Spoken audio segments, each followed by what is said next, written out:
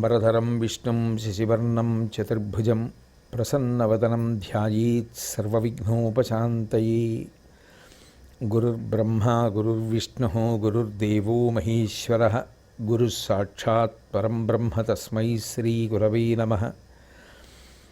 వాగర్ధావివ సంపృక్తౌ వాగర్ధప్రతిపత్తయే జగతః పితరౌ వందే పార్వతీ పరమేశ్వరౌ.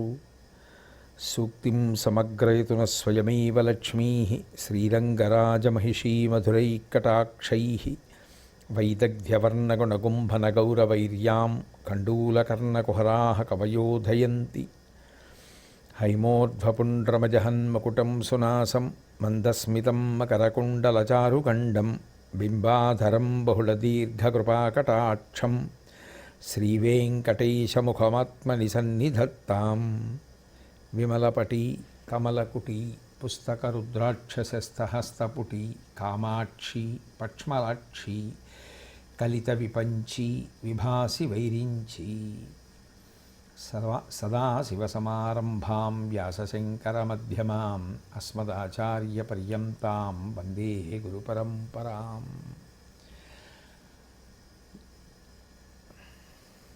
లలితా సహస్రనామాలలో తరువాతి నామం శాంభవి.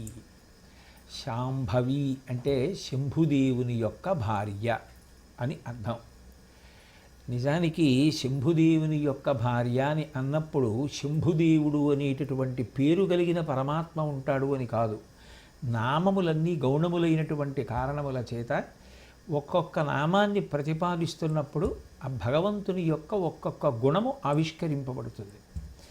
ఆ భగవంతుని యొక్క గుణములను విన్న కారణం చేత భక్తుడికి భగవంతుడితో ఒక గొప్ప అనుబంధం ఏర్పడుతుంది. ఈ అనుబంధం ఏం చేస్తుంది అంటే ఆ భగవంతుని యొక్క గుణములు నిరంతరము స్మరించడానికి అవకాశం ఇస్తుంది. నిరంతర గుణస్మరణము భగవంతుని యందు నిరతిశయ ప్రీతికి కారణమవుతుంది. భగవంతుని యందు ఏర్పడినటువంటి నిరతిశయ ప్రీతి భగవదనుగ్రహం చేత భక్తితో కూడిన కర్మానుష్ఠానానికి దారితీస్తుంది. భక్తితో కూడిన కర్మానుష్ఠానం ఈశ్వరుని యొక్క కృపా విశేషం చేత జ్ఞానముగా పరిణమిస్తుంది. ఆ జ్ఞానము మోక్షమునకు కారణమవుతుంది. అందుకని శాస్త్రంలో ఈ నామావళికి చాలా విశేషమైనటువంటి ప్రాధాన్యత. యాంత్రికంగా చదివినా నామం మంచిదే, కానీ అర్థం తెలిసి చదివితే ఏమవుతుంది అంటే ఏ ఒక్క నామం దగ్గర మనసు రమిస్తూ ఆ గుణములను మనసు స్మరించినా కూడా చాలా బాగా అనుభూతిని పొందుతుంది. భగవంతునితో ఒక గొప్ప సంబంధం అది విడదీయరాని అనుబంధంగా పరిణమించడానికి అవకాశం ఏర్పడుతుంది. అందుకొరకు ఈ నామావళి ప్రతిపాదింపబడి ఉంటుంది. ఆ కోణంలో పరిశీలనం చేసినప్పుడు శంభుదేవుడు అనేటటువంటి మాట యొక్క అర్థాన్ని తెలుసుకునే ప్రయత్నం చెయ్యాలి. శం భావయతీతి ఇది శంభు అని. శం అంటే సుఖము. సుఖము అనేటటువంటిది మనసుకి సంబంధించినటువంటి విషయం. సర్వసాధారణంగా సుఖానుభూతిని ఎవరు పొందుతారు అంటే మనసు పొందుతుంది. ఆ మనసు సుఖాన్ని అనుభవించడానికి ఏం చేస్తుందంటే కర్మేంద్రియములను జ్ఞానేంద్రియములను సాధనములుగా స్వీకరిస్తుంది. కాళ్ళని, చేతుల్ని, శిరస్సుని మొదలైనటువంటి వాటిని ఆధారం చేసుకుని కొంత సుఖాన్ని పొందాను అంటుంది. కొన్ని విషయముల చేత, కొన్ని వస్తువుల చేత సంపర్కం ఏర్పరచుకొని నేను సంతోషాన్ని పొందాను అంటుంది. నిజానికి ఇంద్రియముల యొక్క శక్తి అందులో తక్కువ, మనసు యొక్క అనుభవం ఎక్కువ. మనసు సంతోషాన్ని పొందుతూ ఉంటుంది. ఆ సంతోషాన్ని పొందడానికి ఈ ఇంద్రియములను సాధనములుగా వాడుకుంటుంది. అట్లాగే జ్ఞానేంద్రియములైనటువంటి కళ్ళతో చూసి సంతోషిస్తుంది. ముక్కుతో వాసన చూస్తుంది. వాసన చూసిన ముక్కు ఇది వాసన అని చెప్తుంది. ఆ వాసన చేత ప్రీతి పొంది సుఖానుభూతిని పొందవలసినది మనస్సు. అలాగే రుచి చేత సుఖాన్ని పొందవలసినది మనస్సు. స్పర్శ చేత సుఖాన్ని పొందవలసినది మనస్సు. చిట్ట చివరికి ఈ ఇంద్రియములన్నింటినీ కూడా ఆధారంగా చేసుకొని సాధనాలుగా చేసుకుని మనసు సుఖాన్ని పొందుతూ ఉంటుంది. ఇక్కడ ఉన్న గంభీరమైన ప్రశ్న ఏమిటంటే ఇంద్రియములు సరే అందరికీ ఉన్నాయి, వస్తువులు సరే అన్నీ అందుబాటులో ఉన్నాయి. అయితే సుఖము వస్తువునందున్నదా, సుఖము ఇంద్రియముల యందున్నదా, సుఖము మనసు యందున్నదా అంటే నిజానికి సుఖమనేటటువంటిది మనసు యందే ఉంటుంది.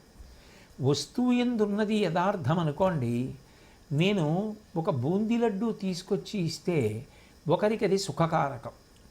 వారంటారు, చాలా సంతోషం అండి, నాకు ఈ లడ్డు అంటే చాలా ఇష్టం, మీరు ఇవాళ ఈ లడ్డు పెట్టారని ఆస్వాదిస్తూ చిన్న చిన్న ముక్కల్ని బాగా చప్పరిస్తూ అనుభవించి తింటారు. వేరొకరికి మీరు లడ్డు పట్టుకెళ్ళి ఇచ్చారనుకోండి, అబ్బా నాకు ఈ మధుర పదార్థాలంటే అస్సలు పడదండి, దాని వంక కొంచెం ఎక్కువసేపు చూసినా దాని వాసన పీల్చినా నాకు కడుపులో తిప్పుతుంది, అందుకని ఇది నాకు వద్దు, పళ్ళెంలో కూడా ఉంచద్దు, ఏమనుకోకండి అని తీసేస్తారు. అప్పుడు ఒకరి మనసుకి సంతోషాన్ని కల్పించగలిగిన లడ్డు వేరొకరి మనసుకి సంతోషాన్ని ఎందుకు కల్పించలేకపోయింది? అందుకే దానికి సుఖము అని పేరు పెట్టారు. ఖ అంటే ఆకాశం. ఆకాశానికి సుఖము ఉండదు, దుఃఖము ఉండదు. ఆకాశం ఎప్పుడూ అలాగే ఉంటుంది, దాని ఎందు మార్పు ఉండదు. ఆకాశం ఒకడికి సుఖకారకమైంది ఎప్పుడు? బాగా నల్లటి మబ్బులు పట్టి వర్షం పడడం ప్రారంభమవుతోంది అనుకోండి, వ్యవసాయదారుడికి సుఖం. ఖా అలాగే ఉంది. ఖాకి నా చుట్టూ మబ్బులు వచ్చాయి, ఆ మబ్బుల్లోంచి వర్షం వస్తోంది అని ఆకాశం ఏమీ సంతోషించదు, ఆకాశం దుఃఖపడదు. కానీ వర్షం పడుతుంటే రైతు సంతోషిస్తున్నాడు. ఒక శుభకార్యం పెట్టుకున్న ఆయన, అయ్య బాబోయ్ ఇంత పెద్ద వర్షం ప్రారంభమైపోయింది, ఇప్పుడు ఈ శుభకార్యం ఎలా నడుస్తుందని బెంగపెట్టుకున్నాడు. ఇప్పుడు అసలు ఆకాశానికి ఏమైనా సంబంధం ఉందా? రైతు సుఖంతో కానీ, శుభకార్యం పెట్టుకుని బాధపడుతున్న వాడి దుఃఖంతో కానీ ఆకాశానికి సంబంధం లేదు. సంబంధం మన పనులను బట్టి మనకి ఏర్పడింది. కాబట్టి ఖా ఎప్పుడూ అలాగే ఉంటుంది. దాని పక్కన సు చేరితే మనకు బాగుంటుంది, దాని పక్కన దు చేరితే మనకది ఇబ్బందికరంగా ఉంటుంది. అందుకే సుఖం అనుభవించడం అన్నది ఎప్పుడు సాధ్యం అంటే నీ మనసు లగ్నమైతేనే సాధ్యం. మనసు లగ్నము కాకపోతే సుఖానుభూతి ఉండదు. మనసు లగ్నమైతే, లగ్నం అవడానికి కారణమేమి అంటే నీ అభిరుచి దాని యందు అన్వయమైతేనే. నాకు ఒక అభిరుచి ఉందనుకోండి, నాకు ఏదో పోతనగారి పద్యాలంటే చాలా ఇష్టం, అవతల వారికి కూడా పోతనగారి పద్యాలంటే చాలా ఇష్టం. వారు పోతనగారి పద్యాలు చదువుకుంటారు, వారు పోతనగారి పద్యాలు చెప్తారు. వారి యందు నాకు సహజంగా ప్రీతి ఉంటుంది. ఎందుకని అంటే వారికి పోతనగారి పద్యాలు ఇష్టం, నాకు పోతనగారి పద్యాలు ఇష్టం. పోతనగారి పద్యాలు వినడం, చదువుకోవడం, తెలుసుకోవడం వారికి ఇష్టం. వారికి అది ఇష్టం కాబట్టి, నా ఇష్టానికి దగ్గరైంది కాబట్టి వారి నాకు దగ్గర అవ్వడానికి అవకాశం ఏర్పడుతుంది. అంటే మనోసంబంధం ప్రధానమై ఉంటుంది. నిజానికి వస్తువునందు సూ లేదు, దూ లేదు. లడ్డు సుఖమా అంటే మరి అవతల ఆయన ఎందుకు బాధపడుతున్నాడు నాకు వద్దని? అది దుఃఖమా? మరి యువతల ఆయన ఎందుకు సంతోషిస్తున్నాడు లడ్డు బాగుందని? అంటే నీ మనసుని బట్టి ఉంది. నీ మనసుకి నచ్చితే సుఖం, నీ మనసుకి నచ్చకపోతే దుఃఖం. అందుకే చమత్కారం ఏమిటంటే వేదాంతంలో నీకు ఎక్కడ బాగా సుఖం లభించిందో అక్కడే దుఃఖం ఉండి తీరుతుంది. ఎందుకని అంటే నీకు అక్కడ సుఖం లభిస్తోంది అంటే ఆ సుఖం అక్కడ లభించే అవకాశం కలగకపోతే నీకు దుఃఖం. నీకు కలుగుతున్న సుఖం ఆ వస్తువు దూరం ఇవ్వడం ద్వారా దూరమైపోతే నీకు దుఃఖం. ఆ వస్తువు దూరం అయిపోతుందేమోనన్న బెంగ కలిగితే దుఃఖం. ఆ వస్తువు నాకు దగ్గరగా లేదనిపిస్తే దుఃఖం. ఇవన్నీ సు దు, కాకి సంబంధం లేదు ఆకాశానికి. ఈ సు ఈ దు మనసు, అది అనురక్తమైందా సుఖ, అది అనురక్తము కాలేదు దుఃఖ. లడ్డు ఏం చేసింది పాపం, దాని తప్పేం లేదు, అది ఎప్పుడూ అలాగే ఉంది. ఒక ఆయన దాన్ని చూస్తే మహానందపడిపోయాడు, ఒక ఆయన దాన్ని చూస్తే మొహం చిట్లించాడు. లడ్డు ఏంది ఏమైనా దోషం ఉందా? ఏమీ లేదు. అది ఒకరి ఖాకి పక్కన సు అయింది, ఒకరి ఖా పక్కన దు అయింది. అది వారి మనసుని బట్టి ఉంది. భగవంతుడు ఏం చేస్తాడంటే ఈ సుఖాన్ని ఇచ్చేటప్పుడు ఒక పెద్ద చమత్కారం చేస్తాడు. అదే శంభునామమునకు ఉండేటటువంటి అర్థం. శం భావయతీతి ఇది శంభు, సుఖము అన్న భావన కల్పిస్తాడు. అది భావన మనోజనితము. భావములన్నీ కూడా మనసులోంచి వస్తాయి. అబ్బా నాకు ఎంత సుఖంగా అనిపించిందో అనండి అంటాడు. అంత సుఖంగా నీకు ఆ వస్తువు ఎందుకు అనిపించింది అంటే దానికి ఏదో బలవత్తరమైన కారణం మనసు చెప్తుంది. ఈ కారణానికి నాకు ఈ వస్తువు అత్యంత ప్రీతిపాత్రము, దాని చేత నేను సంతోషాన్ని పొందానంటుంది. అయితే ఈ భావము కలిగి నువ్వు సంతోషించడానికి కారణమైన వాడు పరమేశ్వరుడే. పరమేశ్వరుని యొక్క అనుగ్రహము అన్వయము కానప్పుడు అసలు నీకు ఆ సుఖమన్న భావన కలగదు. అయితే ఇందులో ఉండే విచిత్రం ఏమిటంటే ఈ సుఖాలు ఇహానికి సంబంధించినవి కూడా చాలా ఉంటాయి. ఎందుకనంటే భగవంతుడు కరుణామయుడు, ఆయన గొప్ప దయామయుడు. నేను వీళ్ళకి జ్ఞానేంద్రియాలు ఇచ్చాను, వీళ్ళకి కర్మేంద్రియాలు ఇచ్చాను, వీటి ద్వారా సుఖం లేకపోతే వీళ్ళకి బ్రతుకు మీద అనురక్తే ఉంటుంది, మాధుర్యమే ఉంటుంది. అవి ఉన్నాయి, వాడుకుని వాళ్ళు సంతోషించాలి కదా, వాడు ఉత్సాహంగా ఉండాలి కదా. ఉండాలంటే వాడు కొన్ని సంతోషాలు పొందాలి. వాడు అట్లా సంతోషాలు పొందడానికి నేను వస్తువులను కూడా సృజిస్తాను. ఈ వస్తువులను వాడు అనుభవించి సంతోషాన్ని పొందుతాడు.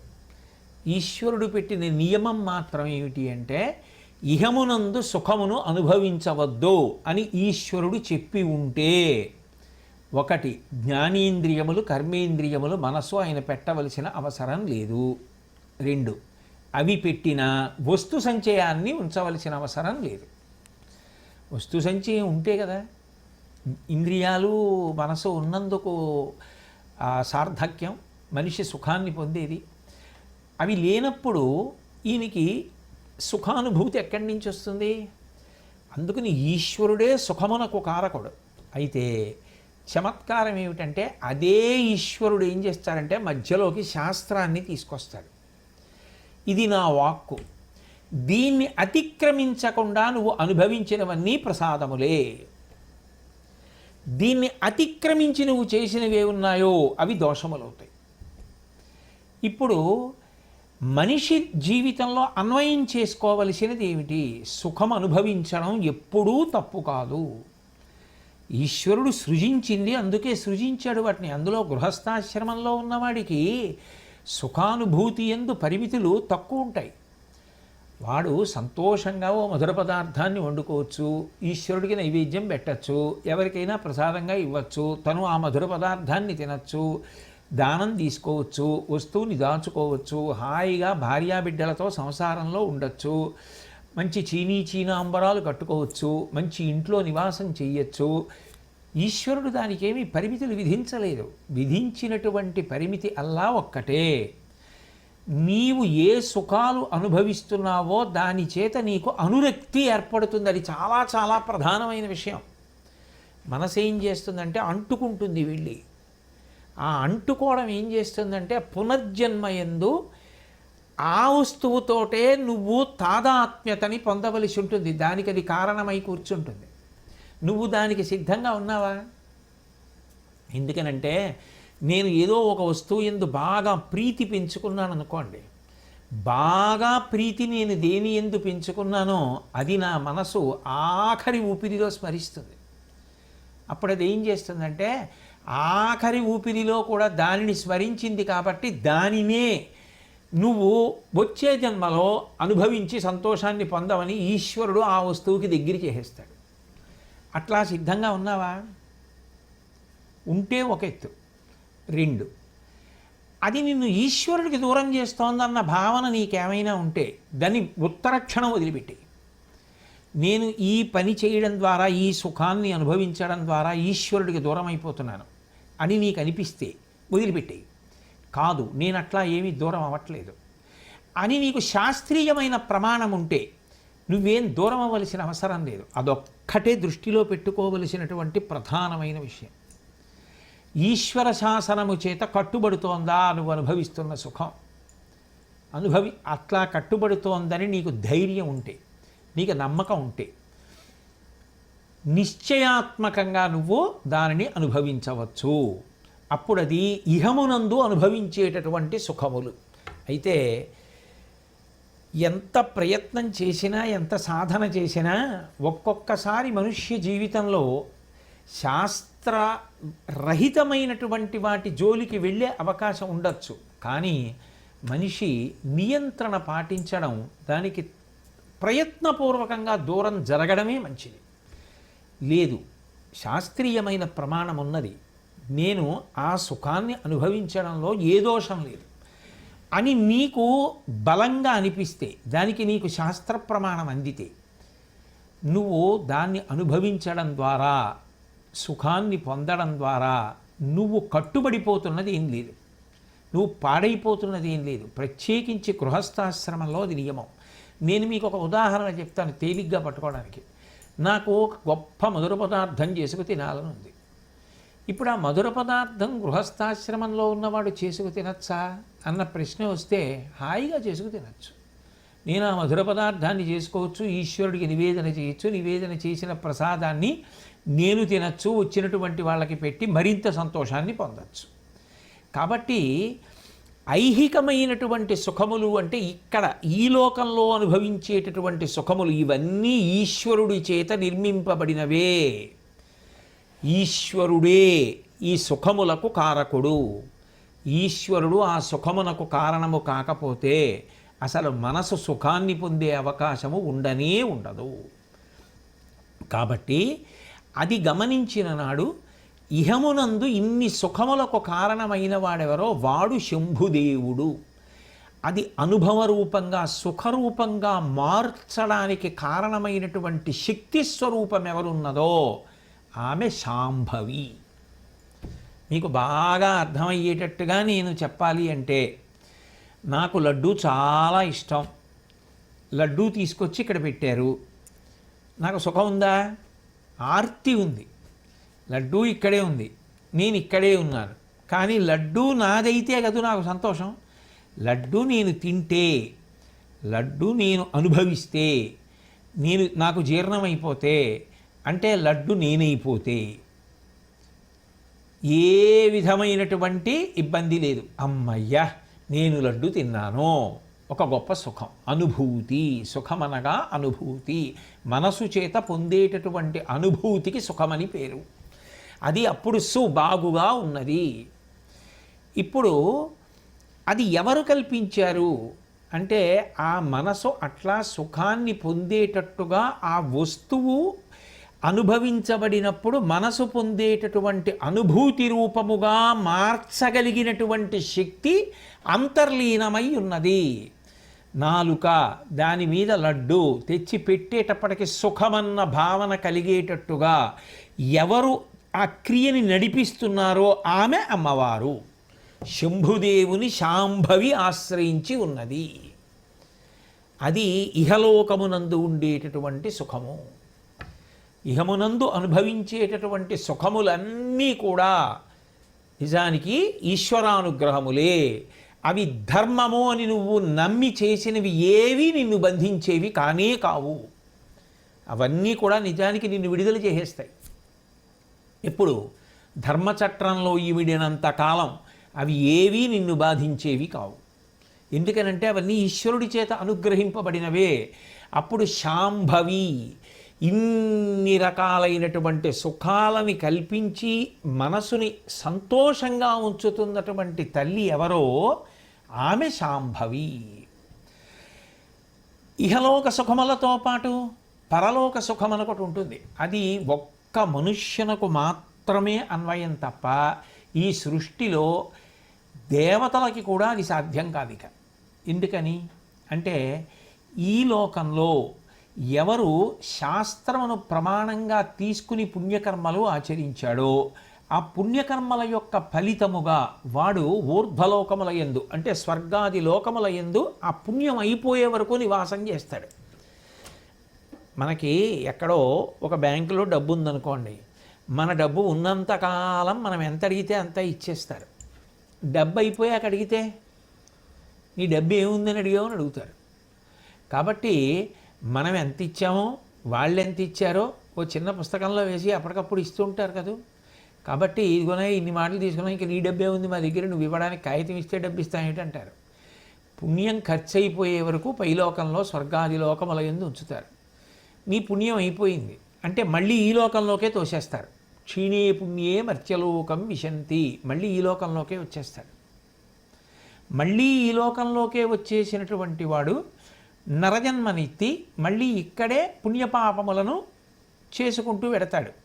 అయితే ఎంత పుణ్యాన్ని సంపాదించుకున్నాడో అంతకాలం ఊర్ధ్వలోకముల యందు వాసం ఉంటాడు. దీనికి ఒక్కొక్క పుణ్యానికి ఒక్కొక్క అవధి ఉంటుంది. కన్యాదానం చేస్తున్నాడు అనుకోండి, ఏదో ఇక్కడి నుంచి ఫలానా లోకం వరకు నువ్వు గింజలు పేర్చుకుంటూ విడితే ఆ నువ్వు గింజలన్నీ మళ్ళీ ఏరేస్తే ఎంతకాలం పడుతుందో అన్ని సంవత్సరములు, అట్లా సంకల్పాలు ఉంటాయి. అంటే ఒక్కొక్క పుణ్యము చేత, ఒక్కొక్క పుణ్యకర్మ చేత ఒక్కొక్క సౌఖ్యము ఏర్పడడానికి, ఊర్ధ్వలోకమునందు వాసం చేయడానికి అవకాశం కలుగుతుంది.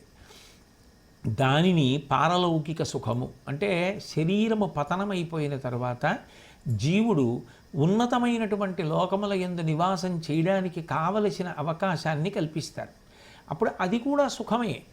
ఎందుకని సుఖము అంటే అక్కడికి వెళ్ళిన తర్వాత వాళ్ళు త్రిదశులు అవుతారు. త్రిదశులు అంటే ఎప్పుడూ 30 ఏళ్ళే, ఎప్పుడూ 30 ఏళ్ళే. కాబట్టి శరీరానికి పటుత్వం తగ్గడం అన్న మాట అన్వయం కాదు.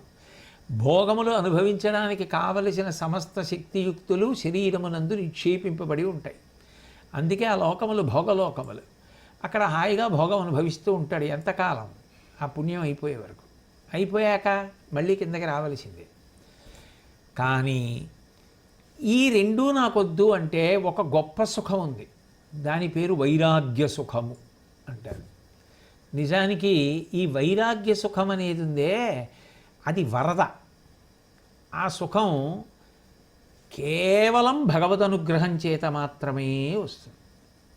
వైరాగ్య సుఖమునందు వస్తుస్పర్శ చేత సుఖం ఉండదు. ఇక వస్తుస్పర్శ చేత సుఖం లేదు అని నేను అన్నాను అనుకోండి, దాని అర్థం ఏమిటి?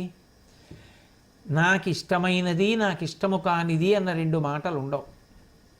దానికి ప్రబలమైన ఉదాహరణ గాలి. గాలి మల్లెపూల పందిరి మించి వెడుతోందనుకోండి, వెంటనే ఆ గాలి మల్లెపూల సువాసనని తనలోకి తీసుకుంటుంది. అవతల పక్కన ఉన్న వాళ్ళందరూ అబ్బా ఎంత సువాసనో అంటారు. గాలి పొంగిపోదు. నన్ను మెచ్చుకున్నారు, మల్లెపందిరి మించి వెళ్ళాను కాబట్టి నేను మళ్ళీ మల్లెపందిరి మించే వెడతాను అని అదే పనిగా మల్లెపందిరి మించి తిరగదు. ఆ పక్కన ఓ కుక్క కళేబరం ఉందనుకోండి, దాని మించి వెడుతున్నప్పుడు అబ్బా దుర్గంధం అని ముక్కు మూసుకున్నారు. ఈ కుక్క కళేబరం మించి వెళ్ళిన కారణం చేత వాళ్ళ నాసాపుటంలోకి ప్రవేశించినప్పుడు వాళ్ళు బాధతో ముక్కు మూసుకుని అబ్బా దుర్గంధం అన్నారు అని కుందిపోదు. పొంగు లేదు, కుంగు లేదు, అన్నిటి యందు ఒక్కలాగే ఉన్నాడు.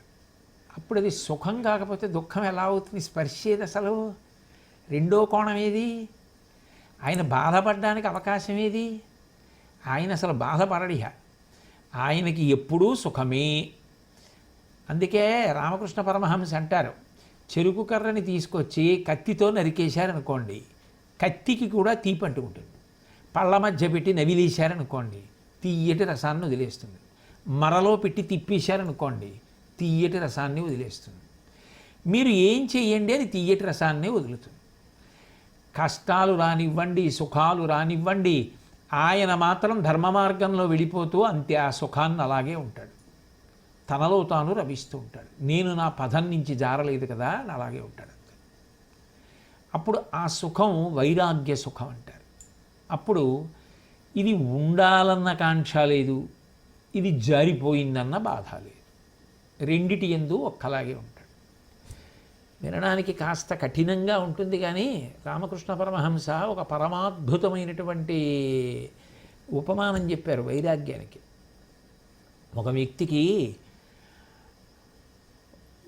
ఎంతమంది కొడుకులున్నా అందరూ కొడుకులేగా. ఆ కొడుకులలో ఒక కొడుకు శరీరం వదిలిపెట్టాడు. ఆయన నిర్విచారంగా కూర్చున్నాడు. భార్య వచ్చి నిందించింది, ఏమయ్యా కొడుకు పోతే అలా నిర్విచారంగా కూర్చున్నావు, నీకు బాధ లేదా అని అడిగింది. ఆయన అన్నాడు, నిన్న రాత్రి కల్లో 10 మంది కొడుకులు పోయారు, ఇవాళ నిద్ర లేచాక ఒక్క కొడుకే పోయాడు. దేనికి విచారించనని అడిగాడు. అంటే ఆయన ఇక ఆ స్థితిని దాటిపోయాడు. ఆయనకి సుఖము అన్వయం అవ్వదు, ఆయనకి దుఃఖము అన్వయం అవ్వదు. అవని వాడికి ఏం మిగులుతుంది? సుఖమే మిగులుతుంది. దుఃఖస్పర్శ లేనప్పుడు పోయేదే ఉంది. ఎలా ఉన్నాడో అలాగే ఉంటాడు. అందుకే వైరాగ్య సుఖముచే వరదలై చెలగు కన్నీరు మీ పాదకమలముల్ కడగా అంటారు. ఆ వైరాగ్య సుఖం ఆనంద భాష్పాలు అలా కారిపోయేటట్టుగా చేస్తుంది. ఎప్పుడూ సంతోషమే, ప్రతిదానికి సంతోషమే. కష్టం వచ్చింది, సంతోషం. అదేంటండి కష్టం వస్తే సంతోషం ఏంటి? అమ్మయ్య పూర్వజన్మ పాపం పోయింది ఇక్కడతో. సుఖం వచ్చింది, సంతోషం. పోన్లే పూర్వజన్మలో చేసుకున్న పుణ్యం పోయింది. పుణ్యం పోతే సంతోషం ఏమిటయా అంటే పుణ్యం ఉన్నా మళ్ళీ అనుభవించడానికి శరీరం తీసుకోవాలి. మరి పుణ్యానికి సుఖాలు అనుభవించడానికి శరీరం తీసుకోవద్దు. ఇప్పుడు రామకృష్ణ పరమహంస మాటల్లోనే చెప్పాలంటే ఒకడిని బంగారు గొలుసులతో కట్టేశారు, ఒకడిని ఇనప గొలుసులతో కట్టేశారు. బంగారు గొలుసుల చేత కట్టబడ్డవాడు ఇనప గొలుసుల చేత కట్టబడ్డవాడిని చూసి నవ్వుతున్నాడు.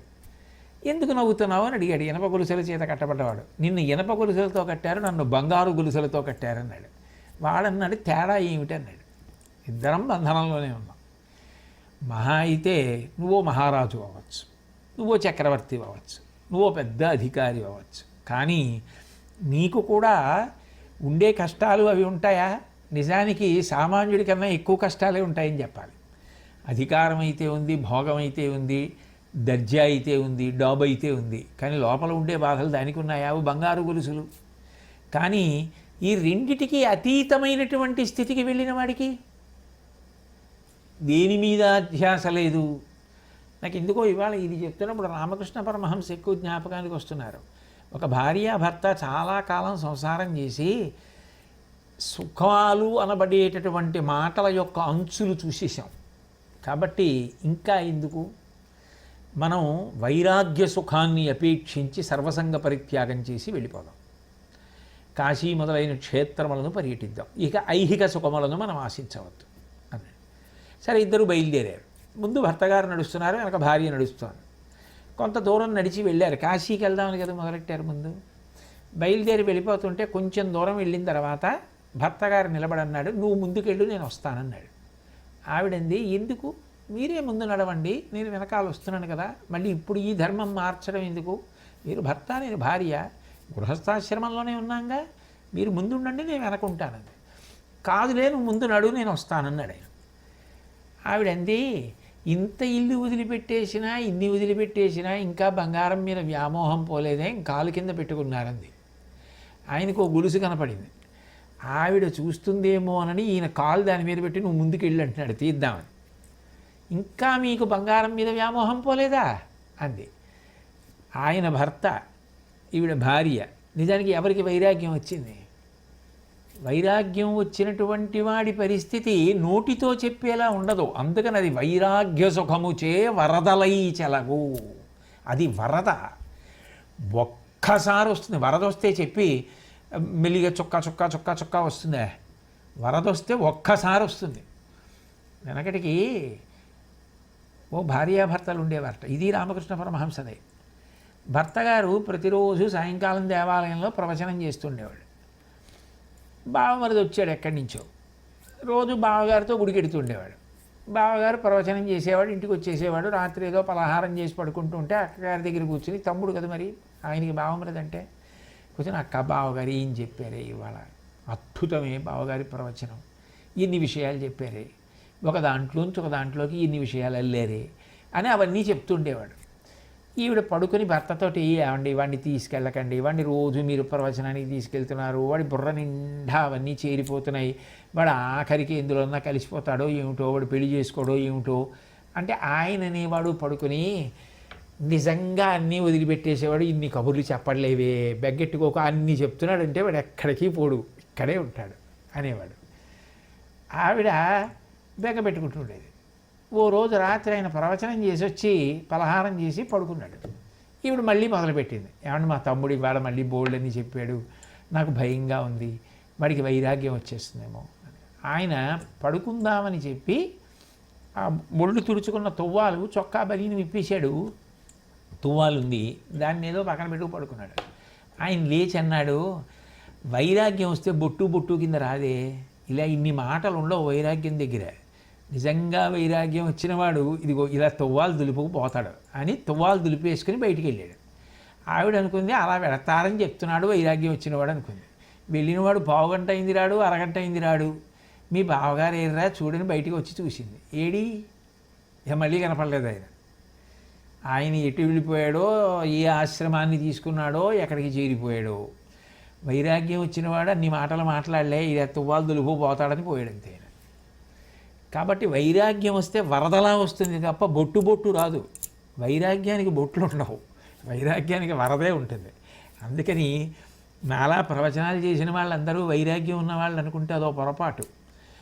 భగవంతుని యొక్క అనుగ్రహ విశేషం కనీసం ఈ జన్మలో కొన్ని మాటలు చదువుకుని చెప్పే భాగ్యం కలిగింది అనాలి తప్ప వాళ్ళ నాబోటిగాళ్ళు. నేను మా పెద్దలు ఇతరుల విషయాల్ని నేను ప్రస్తావన చేయట్లేదు.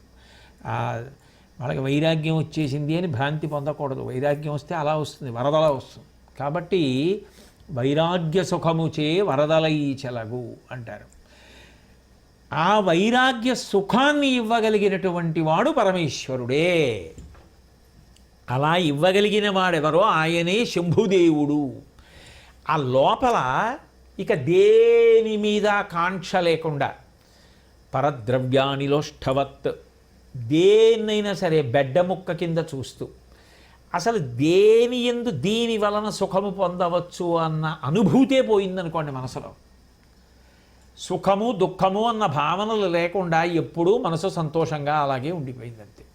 ఉండనివ్వండి, లేకపోనివ్వండి, కష్టపడనివ్వండి, సుఖపడనివ్వండి, బాధపడనివ్వండి, బాధ లేకపోనివ్వండి, క్లేశము కలగనివ్వండి, క్లేశము పోనివ్వండి.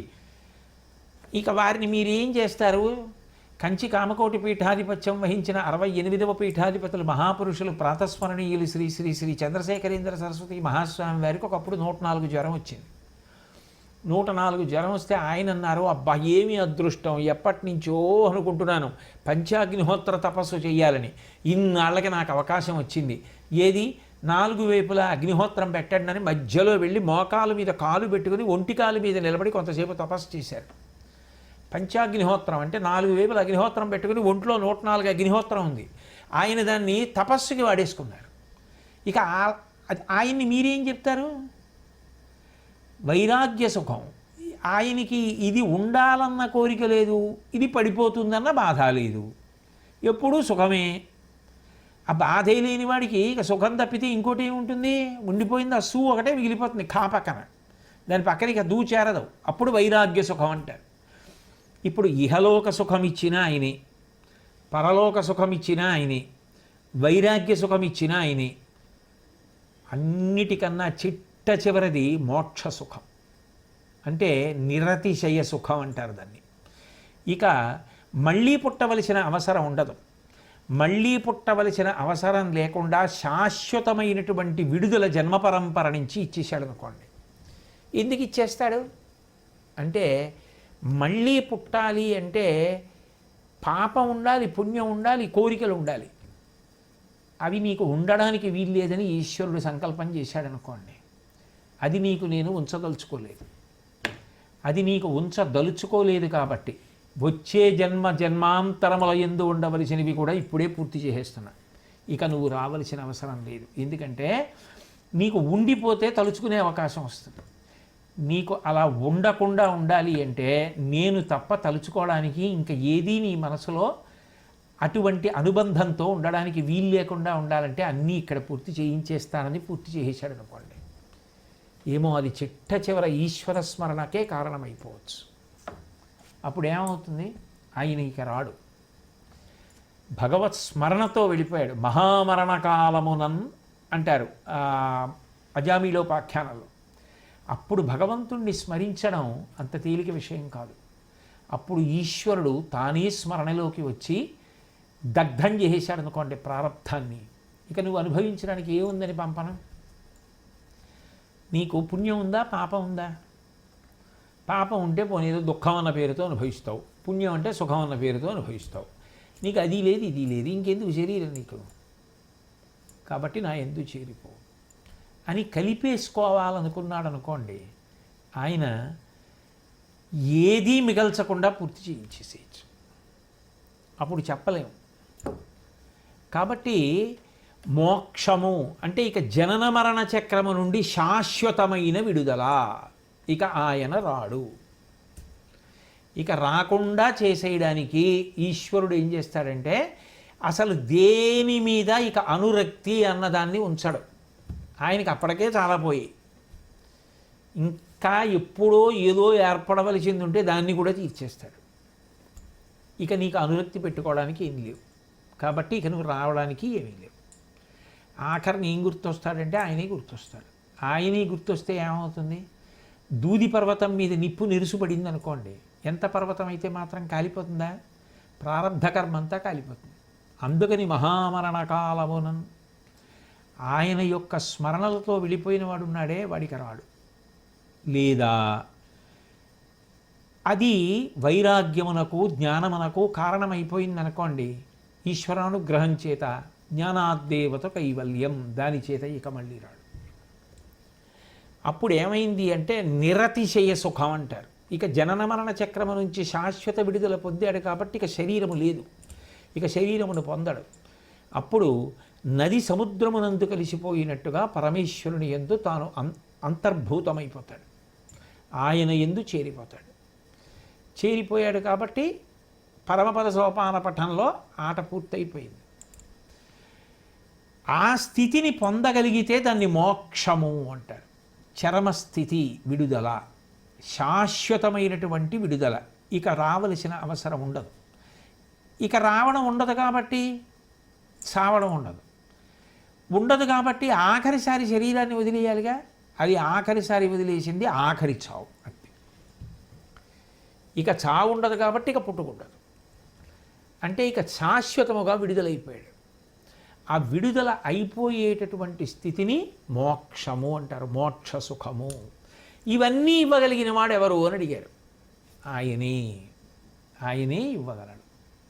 బహూనాం జన్మనామంతే జ్ఞానవాన్ మాం ప్రపద్యతే వాసుదేవ సర్వమితి సమహాత్మా సుదుర్లభ అంటారు భగవద్గీతలో.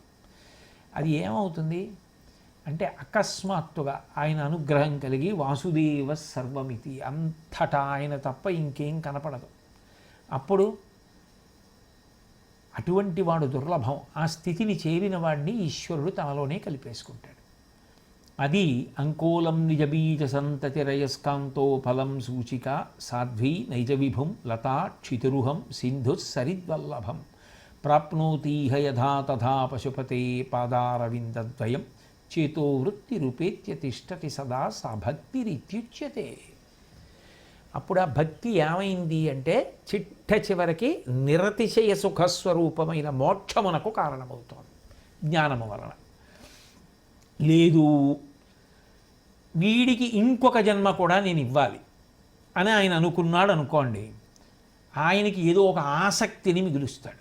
ఒక ఆసక్తిని మిగిల్చి ఆ ఆసక్తిని కారణంగా మళ్ళీ జన్మలోకి తీసుకొచ్చి ఆ జన్మలో పూర్తి చేయొచ్చు. నీకెందుకు బెంగ? ఆయన అనుగ్రహాన్ని పొంది ఉండాలని కోరుకోచాలు. ఆయన అనుగ్రహం ఉండగా నీకు ఏ జన్మ అయితే మాత్రం బెంగ ఏమిటి? ఆయన అనుగ్రహం లేనప్పుడు ఏ జన్మలో ఉంటే మాత్రం ఉపయోగం ఏమిటి? జరుగుతున్నవి ఈశ్వర విలాసములు. ఆ భావన నీ భక్తి ధారకి ఎడబాటు కాలేదు. కాబట్టి ఏ ఉన్నాయో సుఖాలు అవన్నీ ఈశ్వరదత్తములే అయినప్పుడు ఇహలోక సుఖము కానీ పరలోక సుఖము కానీ వైరాగ్య సుఖము కానీ మోక్ష సుఖము కానీ అన్నిటినీ ఇవ్వగలిగిన వాడు ఆయనే. ఇవ్వడానికి కావలసిన కదలికలు కదిపేటటువంటి ఆవిడంతా కూడా ఆవిడ కదుపుతోంది. ఆ మహామాయా విశ్వం భ్రమయసి పరబ్రహ్మ మహిషి. తేవాలనుకుంటోందా, కలిపేయాలనుకుంటోందా, ఏం చెయ్యాలనుకుంటోందా ఆవిడ ఇష్టం. ఆవిడ యొక్క ఇచ్ఛ ప్రకారం కదుపుతూ ఉంటుంది. నువ్వు పరతంత్రుడవు. కాబట్టి ఇది శంభు అన్న నామము శివుడికి అన్వయమైతే శాంభవి అన్న నామం ఆయన శక్తి స్వరూపంగా ఆవిడ కదపడాన్ని మనకి తెలియచేస్తుంది. అథవా మనం ఇప్పుడు దృష్టిలో పెట్టుకోవలసినది ఏమిటి అంటే, శాస్త్రానికి ధర్మానికి పెద్దపీట వేసి కదలడానికి మన వైపు నుంచి ప్రయత్నం ఉండాలి. ఇది శాంభవి అన్న నామానికి ఉండేటటువంటి అర్థం. నిజానికి ఈ శాంభవి నామం జీవిత గమనాన్ని, జన్మ పరంపరని తెలియచేస్తుంది కాబట్టి చాలా చాలా ముఖ్యమైనటువంటి నామం. అట్లాగే శాంభవి అని ఒక పేరుతోటి కుమారీ పూజలలో అర్చన ఉంది. శారదా నవరాత్రుల్లో కుమారీ పూజ అని ఒక పూజ, బాల పూజ అంటారు. ఈ బాల పూజ శారదా నవరాత్రుల్లో జరిగేటటువంటి ఉత్సవాలలో అంతర్భాగం. దానికి వయోపరిమితిని శాస్త్రం విధించింది. అది మరము పెట్టింది కాదు, అది శాస్త్రం విధించింది. అందులో 2 సంవత్సరముల వయస్సు ఉన్న పిల్లకి పూజ చేస్తే కుమారీ పూజ అంటారు. 3 సంవత్సరముల ఉన్న పిల్ల అయితే త్రిమూర్తి, 4 ఏళ్లున్న పిల్ల అయితే కళ్యాణి, 5 అయితే రోహిణి, 6 అయితే కాళిక, 7 అయితే చండిక, 8 అయితే శాంభవి, 9 అయితే దుర్గ, 10 అయితే సుభద్ర. ఇప్పుడు 8 సంవత్సరముల వయస్సున్న పిల్లని శాంభవి అని పిలుస్తారు. 8 సంవత్సరముల వయస్సున్నటువంటి పిల్లకి చేసేటటువంటి పూజ శాంభవి పూజ, కుమారీ పూజ అన్న పేరుతో పిలువబడుతుంది. అది శారదా నవరాత్రులలో చేస్తూ ఉంటారు. ఇందులో ఈ శాంభవి రూపంగా చేద్దాము అని ప్రత్యేకంగా అనుకుంటే 8 సంవత్సరముల వయసు ఉన్నటువంటి పిల్లని తీసుకొచ్చి పూజ చేస్తారు. అందులో ఈ కుమారీ పూజ చేసేటప్పుడు 28 నామములతో చేస్తూ ఉంటారు కల్పం. ఆ 28 నామములతో చేసేటటువంటి ఆ పూజకి కుమారీ పూజ అని పేరు. అప్పుడు కూడా 8 ఏళ్ల పిల్లకి కూడా తంత్రశాస్త్రంలో అంటే పూజ చేసేటటువంటి విధానంలో శాంభవి అన్న పేరు చేత అన్వయమవుతోంది.